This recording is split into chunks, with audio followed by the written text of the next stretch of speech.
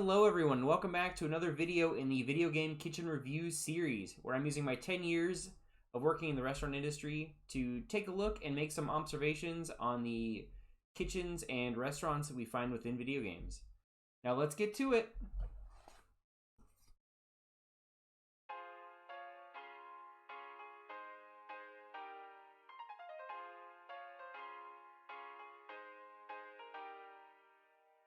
Much like the last video, we are taking a look at a kitchen that is kind of near and dear to my heart.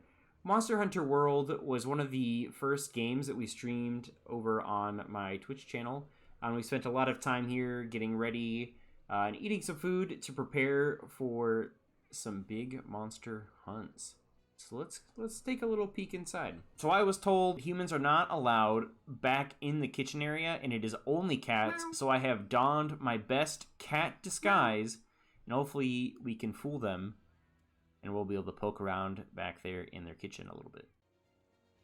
Alright, so we're going to go ahead and take a closer look at the Meowscular Chef's kitchen here.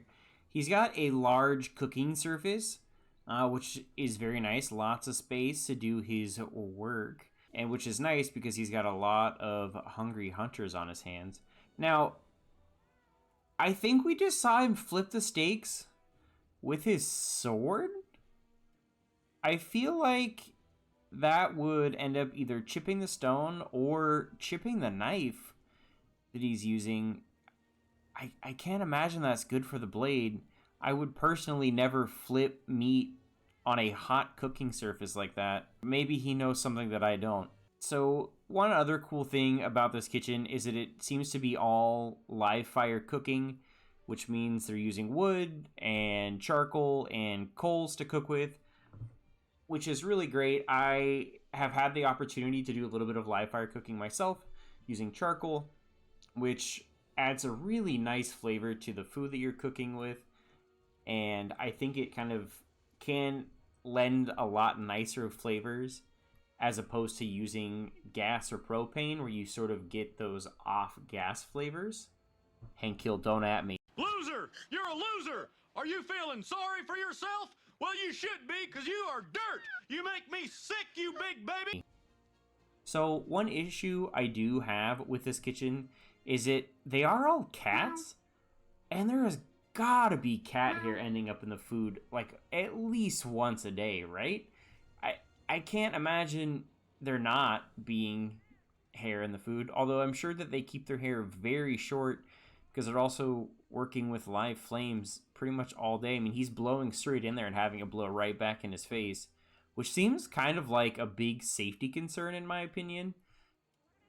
So I maybe that head wrap helps protect his face, and looks like he might have some wraps on his arms too to help sort of protect him from the flames, which is good. Good to see that they have proper safety gear.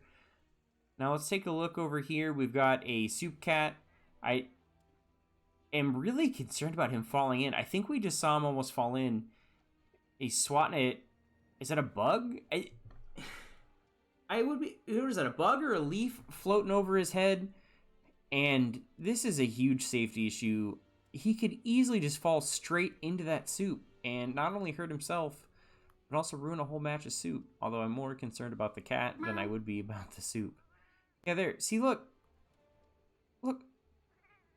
This cat needs some better training. So let's take a look and see what we have back here.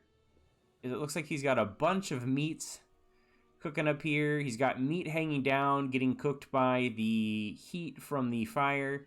You can see that there are some coals, perhaps, or just really hot rocks. Zooming in, I'm zooming in. And you can see that there are some leaves underneath the meat, which makes me think that this meat was probably wrapped in what I would assume are the Monster Hunter equivalent of banana leaves. Some countries use the banana leaves to wrap their meat to cook with. They think it lends like this really nice sort of mild banana leaf flavor. It's a flavor that I'm not super fond of. I've used it with fish in the past, and I particularly, I just don't like the sort of aroma that it gives personally. But that's my guess as to why these leaves are here next to the hot rocks. Some countries will wrap their meat in these leaves and kind of put sort of like a mound of dirt over it and put the hot rocks all around it and using the residual heat to kind of cook it that way. I am not quite an expert on the technique though, so I could be wrong on that one. But they've got all this meat hanging out. They've got all this stuff going on this big flat area. They have all this food sitting out. And then I notice they have all of this storage up here. All of these hanging fresh fruits. And they've got, it looks like fish stored up there too. And is that, what is that? And it looks like they've got cats kind of running back and forth along these ropes to get supplies, which is kind of a unique solution to a problem they might have, which is possibly not a lot of storage.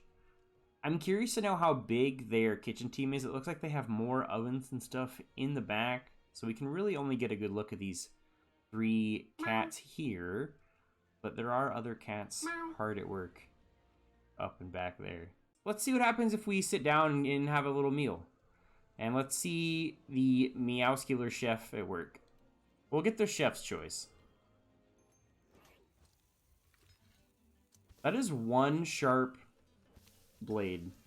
Thing just cuts through the meat like butter. Although cutting down on such a hard surface would just ruin his knife. So he's gotta have to sharpen that a lot. We've got rice, all kinds of kebabs, meat, stew, hopefully no cat hair in there as well. It looks amazing. This must be quite the operation to have all of this get prepped, because like I see 3 cooks, although I guess there was that other one up there running and grabbing bananas, so they definitely have more cooks probably up in the back, because it looks like there's other ovens as well, so I'm sure they have. Oh yeah, there's cats right there. So overall, a really amazing operation, although I do have some safety concerns for these cats. Cooking in this kitchen for these cats must be almost as dangerous as us going and hunting a Rathalos. They're dealing with all of this live fire and flames and kind of into precarious positions too, like him hanging over the soup and that cat just blowing air straight into this oven and having fire kind of blow back into his face. It makes me a little concerned. But overall, I'm going to give this kitchen a meow out of 10. We'll catch you all next time. So, are you hiring? Leave me alone, you idiot! Oh.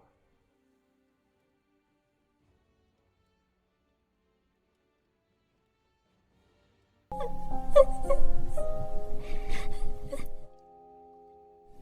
ha ha.